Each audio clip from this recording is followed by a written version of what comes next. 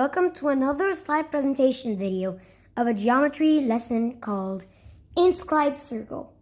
It's another lesson of triangles, as you'll see in the explanations shown in this next slides. The end circle, or you could say inscribed circle of a triangle, is the largest circle contained in a triangle. It touches or is tangent to the three sides. The center of the end circle is a triangle, center called the triangle's incenter. For any triangle, the center of its inscribed circle is the intersection of the angle bisectors, as shown to the right. So this is the angle bisector of the first angle, this is the bisector of the second angle, and this is the bisector of the third angle. Yeah, okay. Since the three sides of the triangle are all tangents to the inscribed circle, the distances from the circle center to the three sides are all equal to the circle's radius. So these are the angle bisectors. This point here, where all three bisectors intersect, is known as the incenter, or the inscribed center.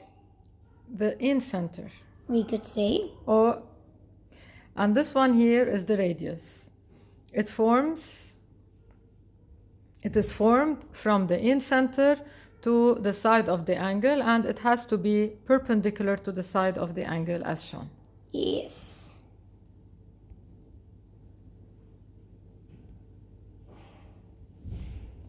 And this here is the inscribed circle. It's the opposite of a circumscribed circle, as you can see.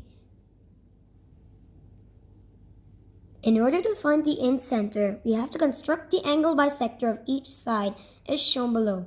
Their point of intersection is the incenter.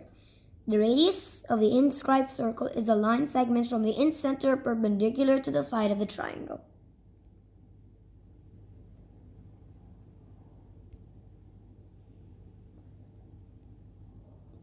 Below shows a triangle XYZ. Number 1. Use a compass to construct the angle bisector of angle X.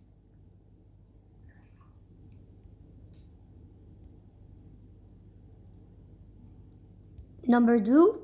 Do the same thing but to angle Y. We can do it at any order. Anyway.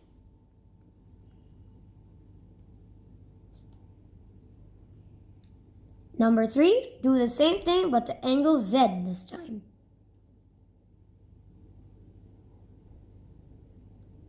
So we have drawn the angle bisectors of all three angles, X, angle Y, and angle Z.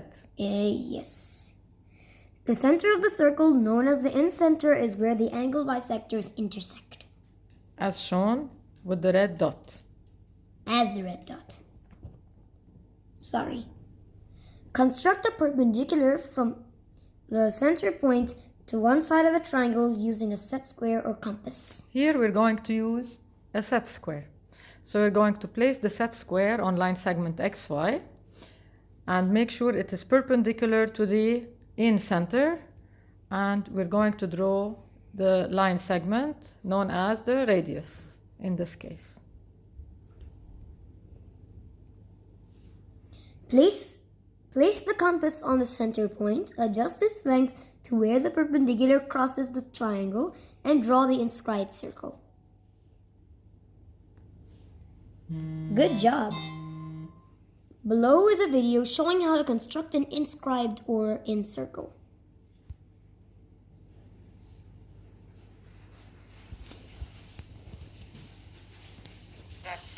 We have to find the angle bisector of each angle. We're going to start to find the angle bisector of X. So we'll put the pin on point X and we'll draw an arc as shown. Now from this point here, I'll draw another arc, and from this point here, another arc. Where these two arcs intersect, I will draw the angle bisector of X. So this is the angle bisector of angle X. Now it would be better to erase the arcs so that we won't get mixed up, because with so many arcs, we won't know where the intersection is. So we'll get confused. Now we're going to draw the angle bisector of Y. We put the pin on Y, as shown, and then we put the pin here. We'll draw the first arc, and we'll draw the second arc, and again now we will draw the angle bisector of Y, as shown. So this is the angle bisector of Y.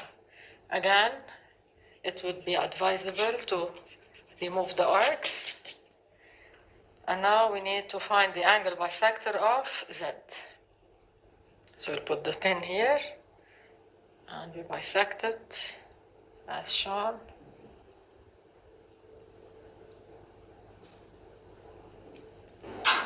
We look for the point of intersection of the two arcs again, and we'll draw the angle bisector of Z. Now, these three angle bisectors have intersected in this point. This point is known as the in center, and this is the center of the circle that we're going to draw. Now, we need to find the radius before we draw. The radius is usually a perpendicular with any side of the angle. So we will come to the in center, and we will find perpendicular line with the side. So we can say this is one radius. Again here, we'll slide it perpendicular to the point, to the in center. This is another radius. And if you want to come here, slide it, and we'll get a third radius. Now we can draw our circle from any one of these three. We will put the pin of the compass on the in center, and then if you can see the pencil, whether it's here, here, or here, it's the same size. And so we will draw our inscribed circle or in circle. Thank you for listening. Excuse us about the mistake before. There was no mistake. Now we're going to construct an inscribed circle. Please do it and submit your work. Thank you.